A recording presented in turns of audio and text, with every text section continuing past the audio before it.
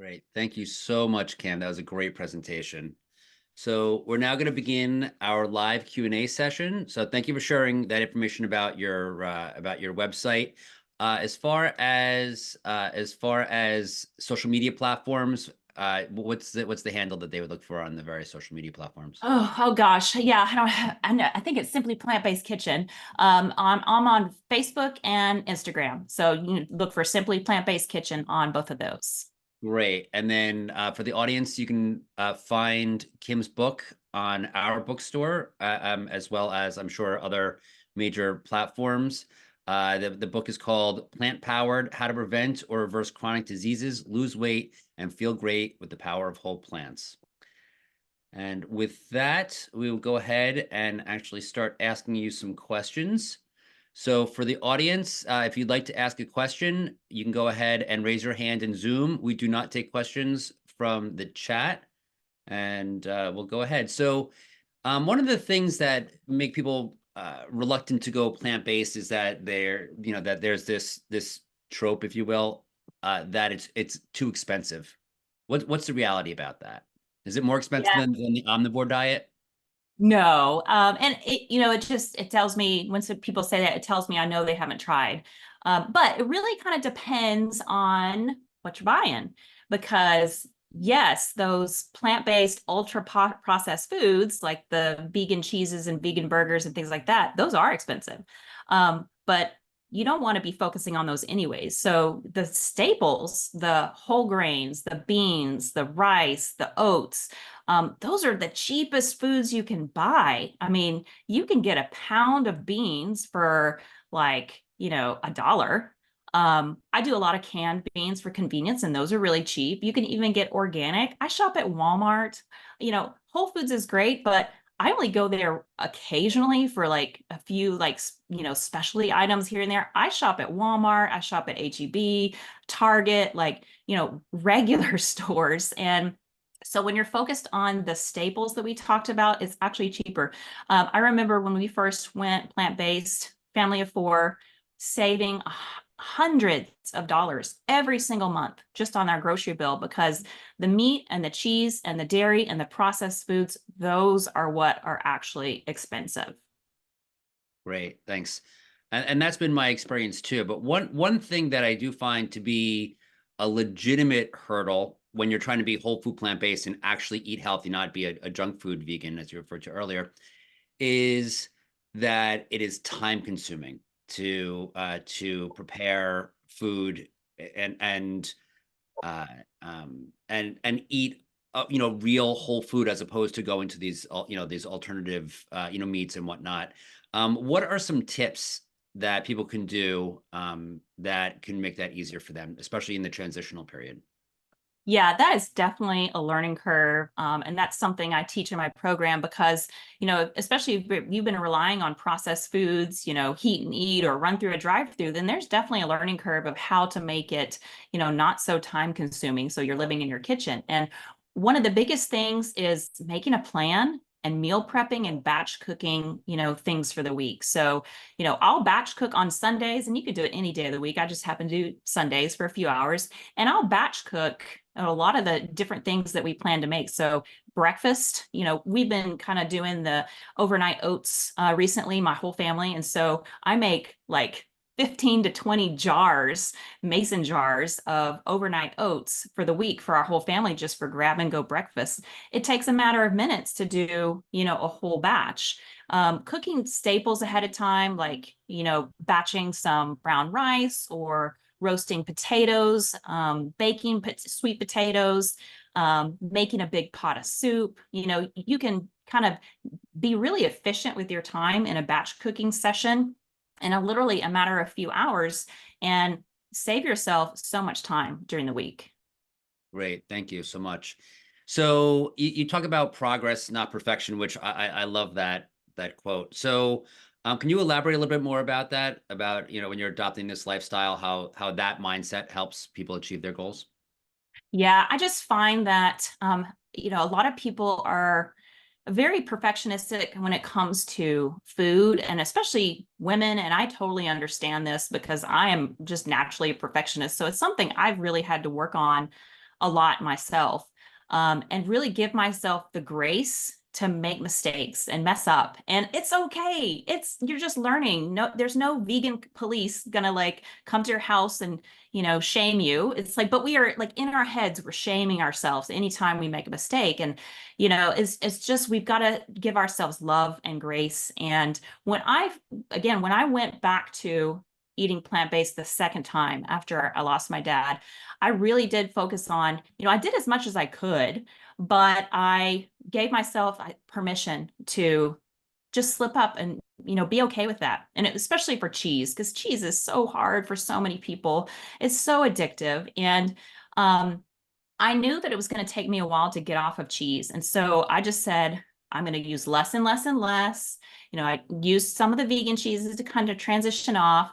And it took me about a year, honestly. But once I got to about 12 months later, I realized I was like, oh my gosh, I'm not craving cheese anymore. Like you just feel lighter, that you've kind of you're not stuck addicted to it anymore. But if I find that when people are harder on themselves and, expecting themselves to be perfect, especially in the beginning, that restrictiveness can really actually cause you to go the other way, the black or white mentality of like, if I'm not perfect, then I'll just totally blow it, and it really, that's not the point. The point is to keep inching towards more and more whole plants in your diet, and the better you're going to feel, and if you eat a little bit that's not perfect, it's going to be okay. What are you eating 90% of the time? That really has more impact on your health than, a little bit of small of whatever. And so that progress, not perfection mindset it's so important. Even today, I still preach that and live that because I'm not perfect. I say that to everybody. People probably see me and go, oh, you're so perfect. No, I am not perfect. I'm always just doing the best I can in whatever situation that I'm in. And when someone's starting out, what are the first things that they should do as part of transitioning to the whole food plant-based diet? I would say probably think about swaps, like simple transition swaps that aren't going to really disrupt, the way you're cooking or eating too much. Like if you're used to using white bread, find 100% whole grain bread. If you're used to using white rice, use brown rice. Just start adding in more fruits and vegetables. And don't start with kale. Like, I mean, I know kale is great and healthy, but don't start there. Like that's just like people, it's disgusting. I can't be plant-based. No, start with what you like. Potatoes are great, sweet potatoes, fruit. We talked about that. Eat more fruit, snack on fruit, add fruit to your breakfast cereal. I think that really focusing on adding and small tweaks in the beginning can really, help a lot. So a lot of people think of, you know, any way of eating as a diet, right? And and they think of the short-term weight loss. How does the whole food plant-based diet, if you will, or lifestyle contribute to long-term weight management as opposed to just a short-term weight loss? Yeah, I think that's the big difference. And there's a lot of reasons for that. It compares very well because you're able to, eat more freely. You eat until you're full. You're not trying to, calorie count and portion control and, avoiding food when you're hungry. That's just a recipe for disaster. You need to be able to eat until you're full and satisfied and satiated. And I think that's one of the things I love about eating this way is because I don't feel deprived.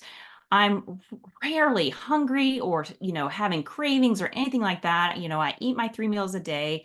Occasionally I'll snack, but not very often because I'm just satisfied. I'm not hungry. And I think that that really helps with long-term weight loss because it is more of, a lifestyle that's, that you can maintain rather than, feeling hungry all the time or deprived or restricted. And I think that that's really one of the big keys is that, it is sustainable versus a diet which isn't. And so if you can stick with it, then you're going to see long-term sustained weight loss versus going on a diet and going off, going on a diet and going off. So, yeah. All right, great. So now you talked about your father and his health issues based on his dietary choices. I had a very similar story. My father died of diabetes at a relatively young age, and he was impervious to changing his diet. How do you deal with that skepticism with diseases? I mean, people, Alzheimer's, heart disease. It's really convenient to be like, oh, it's genetic. This is just the way it is. I'm sick now. How do you go and convince loved ones or people in general that they do have power and then they can change their diet? And then what are the easy things they can do in the beginning? Yeah, so I think, and that's really why I talk so much about the science, because the science is convincing, and it is easy for people just to say, oh, it's just genetics, because that's actually what we were told by our own doctors about my dad when he was going through this whole experience was, it's just genetic. There's nothing you can do, take the pills, they don't work, it just got worse and worse. And so unfortunately, his doctors didn't know the science. And it's just so much more clear now that you can prevent, Alzheimer's. Now, can you reverse brain damage once you have full-blown Alzheimer's? I have not seen that. So it's definitely something you want to prevent and start now and not wait until the damage is done, because once your brain is damaged, you can't undamage it. I haven't seen that yet. It's not quite like heart disease or diabetes where we actually see reversal. So Alzheimer's is definitely one that, prevention is so key. And so I talk a lot about the science, but in the end of the day, people aren't going to do it unless they're ready. I have my own family members, not very many plant-based eaters, and here I am preaching the science, but if they're not ready, they're not ready, And so until we have that experience that kind of stops us in our tracks, which was my dad's death from Alzheimer's for me, until we experience, that kind of moment in our lives that kind of shakes us awake and says, whoa, I don't want this. What can I do? Then, preaching doesn't work. I definitely think that example is very powerful. So I know a lot of people, members in my community who come to me and they're the only ones doing the program, and their husband or spouse are not on board. And they're like, I'm not doing this. You can't make me. And so I just tell them, don't worry about that. Don't make them. You be the example. And sometimes they come on board. And a lot of times they do, because they see the other person experiencing more energy, feeling better, getting off their medications, losing weight. And so really that example is so powerful. And so for myself and my family, I don't go to family barbecues preaching plant-based eating. I Doesn't would work probably too get well. No. disinvited. Yeah. So I just live by example, and hopefully that'll be enough for them. Great. And so, in light of recent studies, how do plant-based diets impact gut health and the microbiome?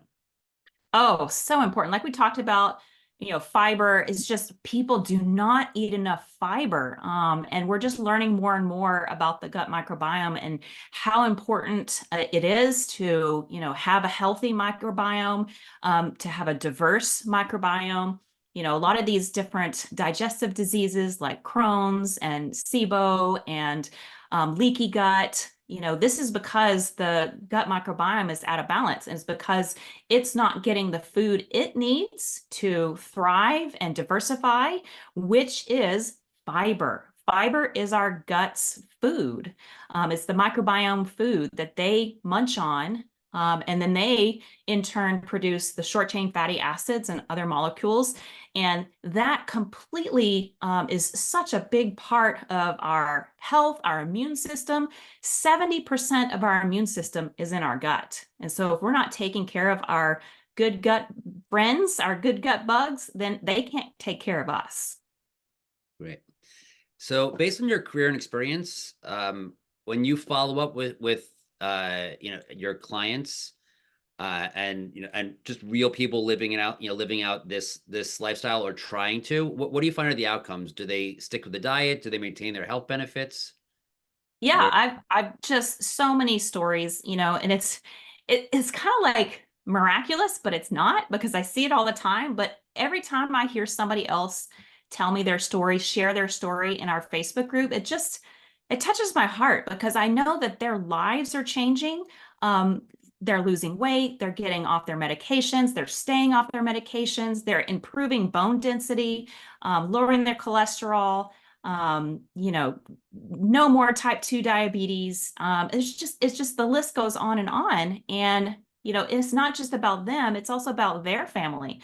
Now that they have, such better health, they can be more active for their own family and participate and do things that maybe they haven't been doing for years, because they have energy and they feel better and they can move more. And by and large, people stick with it because they just feel so amazing. And I do find that if people slip up and they do start to feel worse again, and so they get back on. So it's definitely kind of a feedback loop, if you will, so that they may, and it's definitely not a perfect trajectory for most people. Definitely wasn't for myself. It's definitely a journey, and that's what I try to tell people always. Again, progress, not perfection. Sometimes things happen in life and we fall off the wagon for, if we have a death in the family or this or that, and it's okay. You know what I mean? Just get back on track and just keep going. That's all you can do. Great.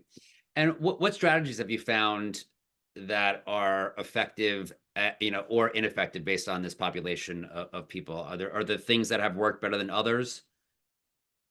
I think it really depends on the person, but generally what I try to teach and really get people to do is to take it slow. Um, Especially if you're feeling overwhelmed, because again, there is so much to learn and you can't do it overnight. So many people expect themselves, even when I'm saying don't do too much, they want to do too much. And then they're like, oh, I can't do it. Well, you gotta tiny changes. It's like the book Tiny Habits. You've got to kind of set yourself up for success.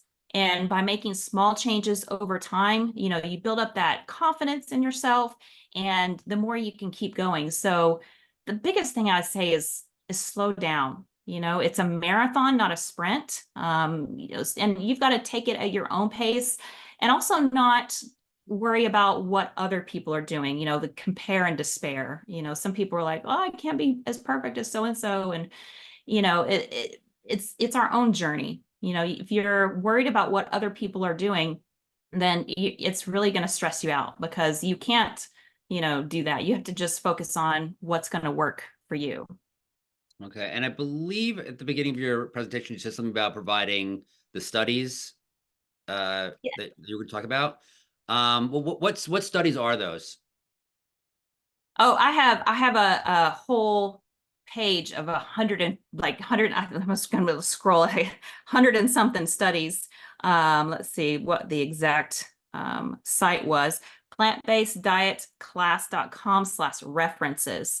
I have 171 studies that I cited today, which is why I didn't put them on every slide because some of the slides would have had like 10 references. Understood. Understood. Are there any particular studies though that stand out that you can just let the audience know that they can check it out themselves? Oh my gosh, there's so many. Like we talked about today, there's just the benefits of a plant-based diet and like the Mind diet, talking about Alzheimer's, and how much better the improvement and that wasn't even 100% whole food plant-based. And so, it's going to be even more the closer you eat to whole food plant-based. Um, the China study, I actually really love the China study. So speaking of studies and books, Mhm. that one right there by Dr. T. Colin Campbell is just fantastic. I've read it multiple times because there's just so much there that he did, both with large epidemiological studies, but also in the laboratory, and just how everything really comes together to paint this picture of our best health is eating whole food plant-based, and his own story of going from living on a farm with dairy cows and meat and cheese and then going through this the science and kind of being resistant saying, oh no, this can't be true, but learning for himself through the studies in China and other places, the science behind it. And so what are your thoughts on the role of plant-based diets in managing diabetes and blood sugar levels? Yeah, so important. Because like we talked about, how fat is really the culprit. And, the keto diets, they only address the symptoms. Yeah, it'll keep your blood sugar low, but your underlying insulin resistance is only getting worse. And so the plant-based diets, low-fat plant-based diets, actually address the underlying cause of fat in the muscle and the liver and the tissue and the cells. And so when you're cleaning out the cells and the muscle and eating low fat, high carb, then you're actually reversing the underlying cause of diabetes. Now, some people will say, oh, well, but when I eat beans or oats or fruit, it spikes my blood sugar. Yeah, because you're insulin resistant. And so in the beginning, it can be a little bit, and that's another reason I kind of recommend people go slow, because that, a sharp change, everybody says, talk to your doctor before starting a new diet. And that's one of the reasons. So going slow can be important, and, just gradually adding in more of the whole plants and less of everything else can kind of help not be such a jolt to the body. So I'm changing the subject to gluten now. So for individuals that are grappling with gluten allergies or sensitivities, what comprehensive advice would you offer to help them navigate their dietary choices? Obviously, they're taking out so much already. And specifically, what are foods that contain gluten that these individuals would need to avoid? Yeah, so I have a lot of people in my program that are gluten sensitive or have celiac. And so in general, only people who are celiac or gluten sensitive need to avoid gluten, or have to if you're celiac. Most people are totally fine on gluten. I think there's the gluten thing has just another craze that's just selling products. And for most people, 90% of the population, you don't need to avoid gluten. But if you actually do, it's actually really kind of easy to eat whole food plant-based. You just need to avoid, wheat products in general, but there's so many gluten-free versions now that it's actually really easy. Rice, brown rice, oats, corn, those are all naturally gluten-free. And so instead of, flour tortillas, do corn tortillas. I actually like those better.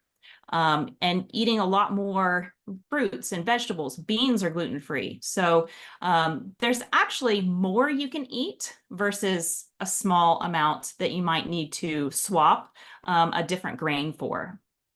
All right, great.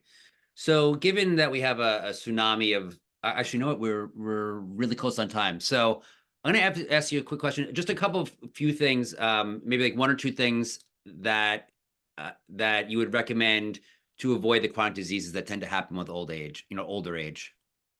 Yeah, eating whole food plant-based. I mean, eat the rainbow. I mean, really, Dr. Michael Greger has his new book about how not to age, which is fantastic. And again, it points to eat whole food plant-based. We all come back to, there's all these different chronic diseases, but the answer is the same every single time: whole food plant-based. Great. That's a great answer.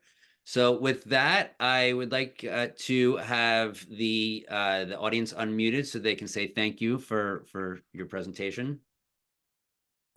Thank you. All right, come on to your Thanks dock, so much, and then you Kim. go get your Thank you very partners. much. Awesome. Some 88 coupons. Hi.